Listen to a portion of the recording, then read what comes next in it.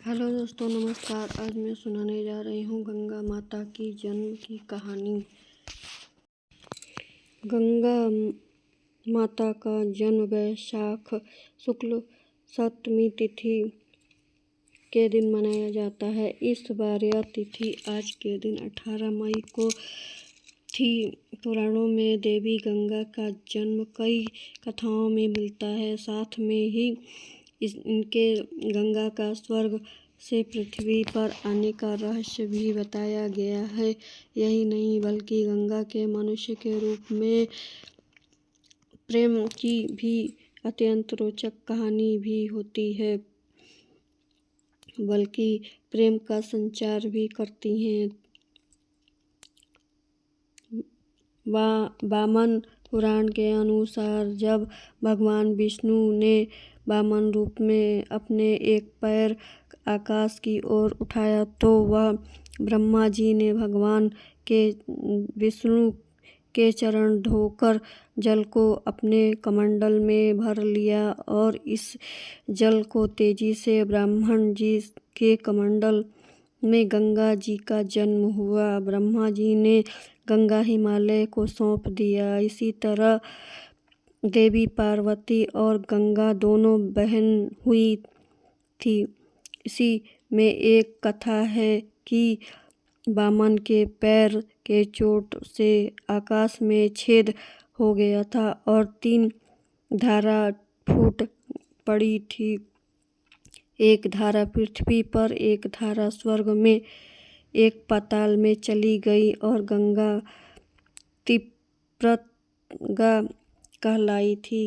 यही थी शिव पुराण में ऐसे ही कथा मिलता है कि गंगा देवी भी पार्वती की तरह भगवान शिव को पति के रूप में पाना चाहती थी। देवी पार्वती नहीं चाहती थी कि गंगा उनकी सौतन बने। फिर भी गंगा ने भगवान शिव को घोर तपस्या की। इसी तपस्या से प्रसन्न होकर भगवान शिव ने उन्हें अपने साथ रखने का वरदान दे दिया।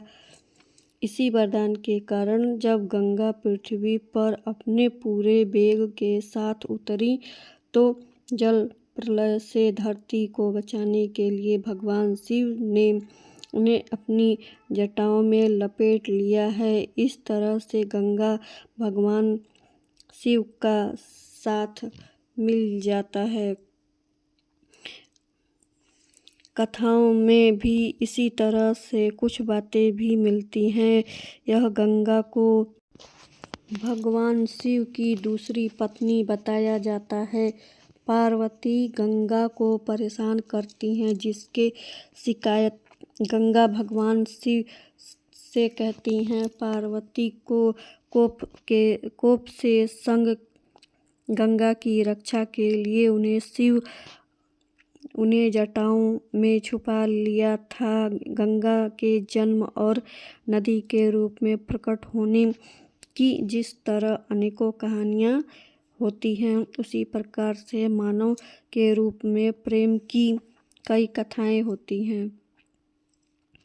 ब्रह्मा जी के श्राप से गंगा नदी के रूप में धरती पर आई और दूसरे और महाभिष को हस्तिनापुर के राजा शैतुनपुर रूप में जन्म लेना पड़ा। इस बार शिकार खेलते हुए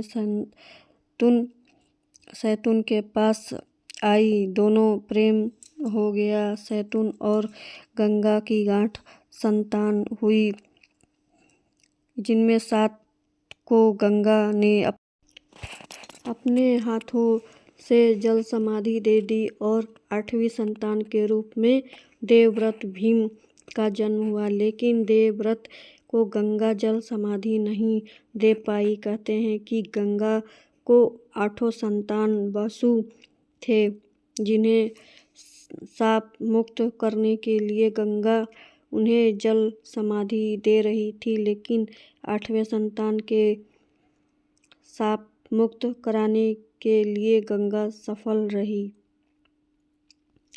दोस्तों, ये कहानी कैसी लगी आपको? प्लीज़ लाइक शेयर जरूर करिएगा। धन्यवाद।